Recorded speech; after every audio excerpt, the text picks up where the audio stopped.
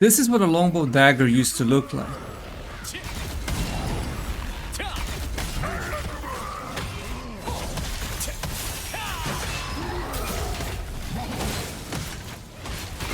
And this is what it looks like now.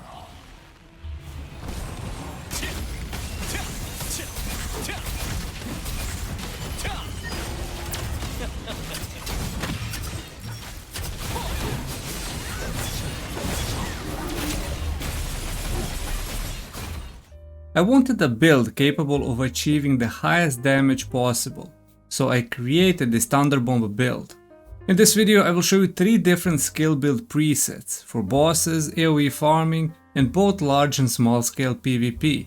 On top of that, you will get the best possible and realistic gear for early game, endgame tier 1 and endgame tier 2 that I will personally use, as well as traits, runes, masteries, stats and everything else important. At the end I will show you the rotation on target dummies and that same rotation applied on tier 2 endgame bosses. All the links for the builds are in the description. Skill specialization is the most important part of this build. Strafing is the most important skill in this build as it is used for consistent damage and applying debuffs and stacks.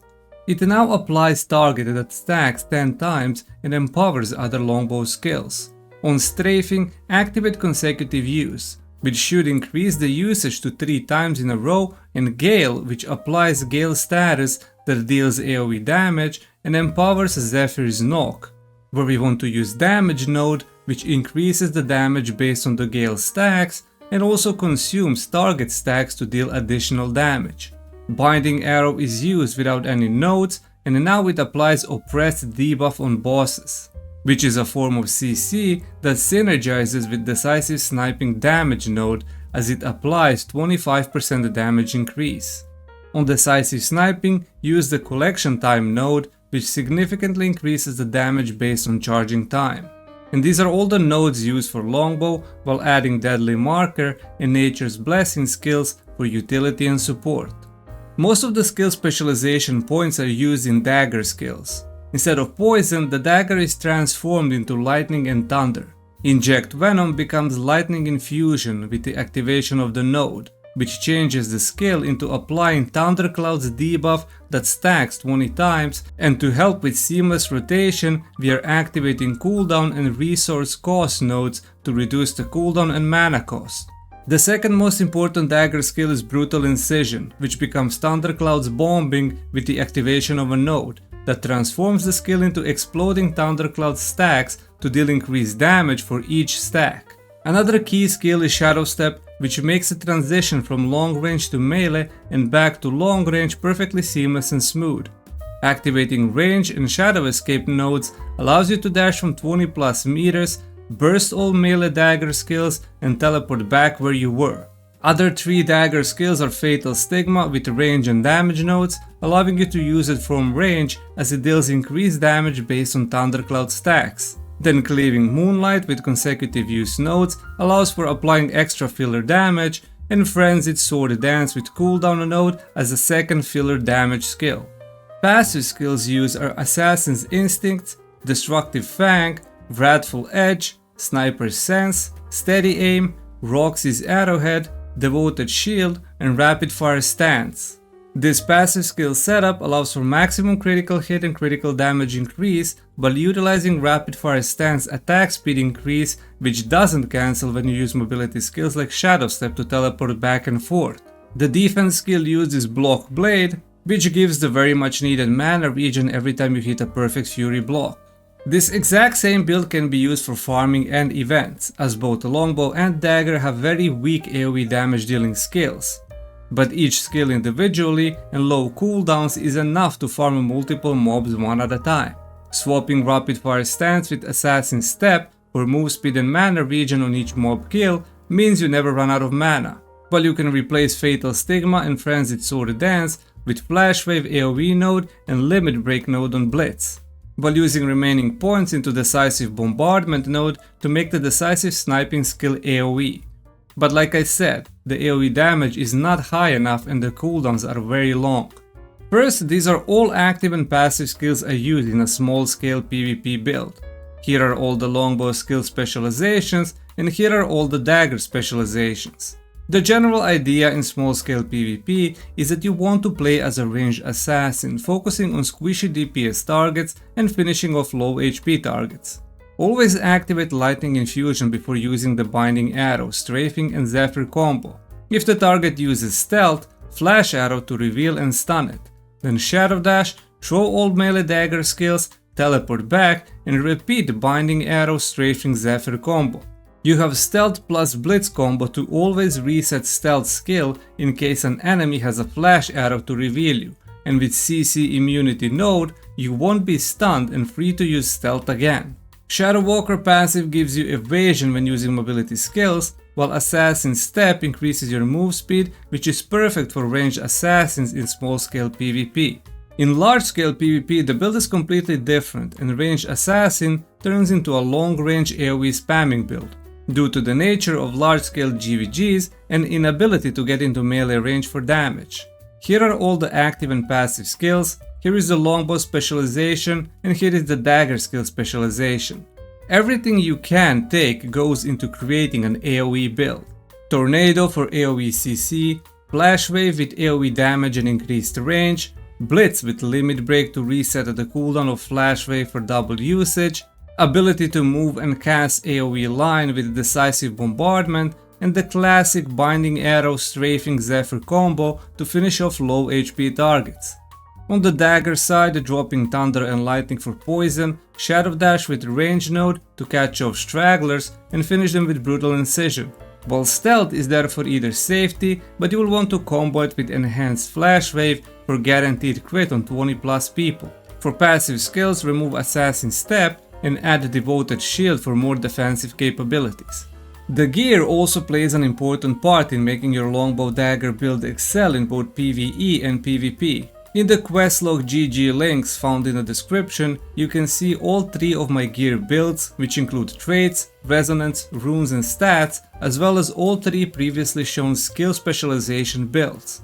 I made a realistic tier 1 endgame gear goal for myself, which consists of gear pieces that are easily farmable or dropped from world bosses. That's why I'm going with Karnik's Bow and Lecurious Edge as 2 weapons which drop from farming dungeons. 2 pieces of Reaper set where Helmet is a drop from a world boss and Boots can be farmed in Sanctum of Desire open world dungeon. And 2 pieces of Ghost Wolf set where Gloves drop in Sylvius Abyss floors 5 and 6 open world dungeon and Legs are a drop from a world boss. For the chest, a Miracle of Mother Nature drops in a dungeon, while Hermit's Cloak can be farmed in a Shadow Crypt open world dungeon. Destroyer Choker Necklace is a drop from world boss, Insightful Ring of Dimensions and Eternal Ring of Dimensions can be crafted after clearing tier 1 dungeons 10 times, and Bracelet and Belt are drops in the dungeons. Once tier 2 gear drops, the ultimate tier 2 endgame gear will be Moonlight Bowstring and Silent Tracker with Wraithenite chest piece, Annihilator Wings Cloak, and a 4 set gear piece of Winged Wind set. Some accessories will stay the same, but all others are drops on world bosses and the dungeons. When it comes to stats, for each of the 3 gear builds, the main goal is to have 60 perception, which will only be possible with endgame tier 1 and tier 2 gear. Always aim for at least 50 perception for extra range, while rest of the points can go into dexterity and strength. Ultimately, in tier 2, you will be able to have 60 perception, 60 dexterity and 50 strength. Traits are very important progression system that really only affects your character in PvP, which is a core endgame content. As Longbow Dagger build already has an increased amount of evasion and endurance through passive skills, with traits we will want to stack evasion.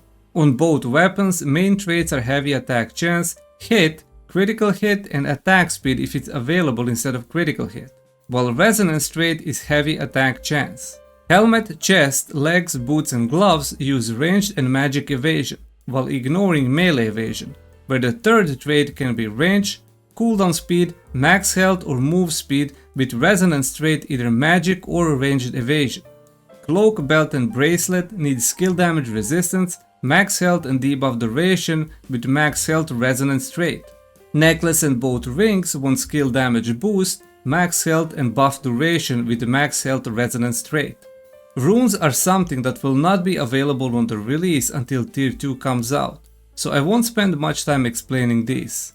You can check out my quest log link in the description and find the Tier 2 endgame build where all the runes are included. Mastery levels have been increased and leveling is quite fast. With 16 mastery points available, first 9 points are going into third row for both Longbow and Dagger, which increases stats that are focused on damage, while the remaining 6 points are going into the second row for Longbow, which focuses on mana regen and utility, and first row for Dagger, which focuses on health, evasion, defense and resistance. To fully optimize your game with high FPS, low input lag and other gameplay settings that increase visibility and increase performance, please check out my FPS optimization guide linked in the description.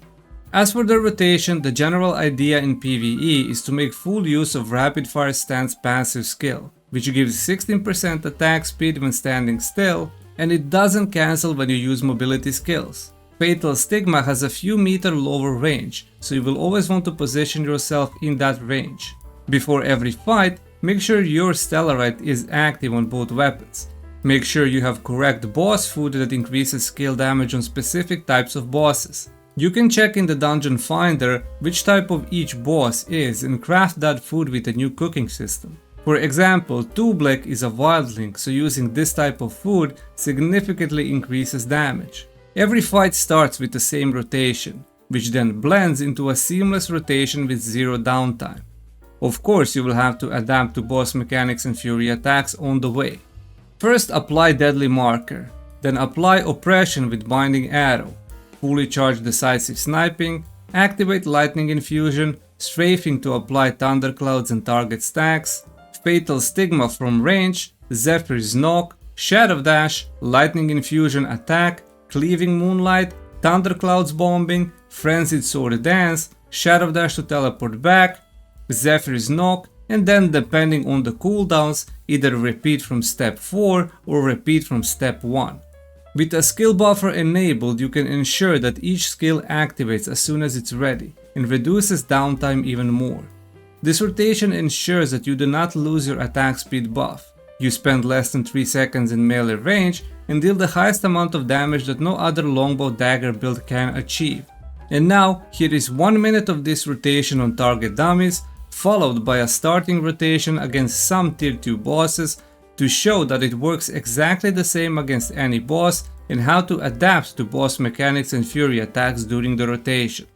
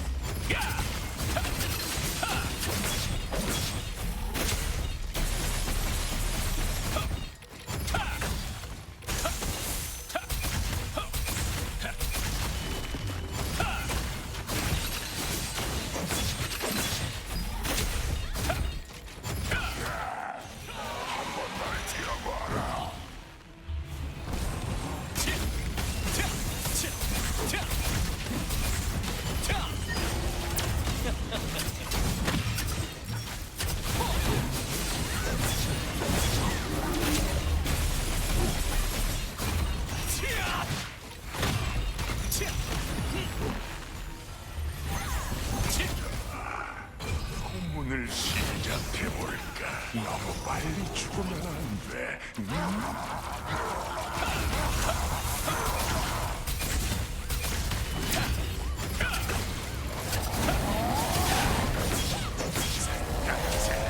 모두 반겨주마.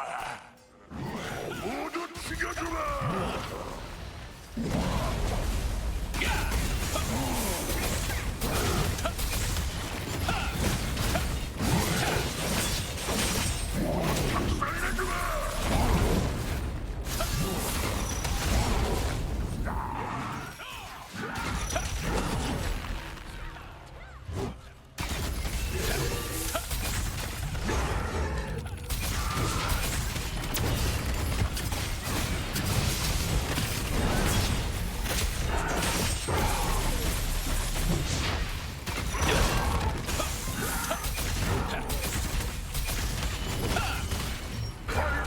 This covers everything in regards to the currently highest damage Longbow Dagger build.